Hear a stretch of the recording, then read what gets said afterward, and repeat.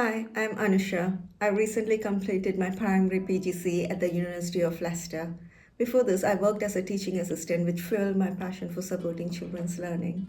I chose the University of Leicester for its strong focus on reflective practice, which combines the knowing, doing, being framework and blends theory with real world experience, which helped support my growth as an educator.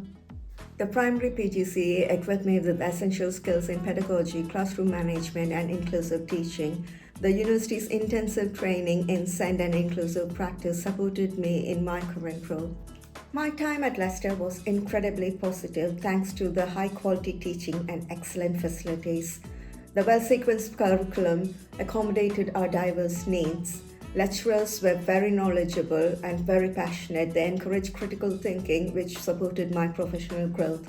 Mentorship provided invaluable guidance, which further supported me in my placements.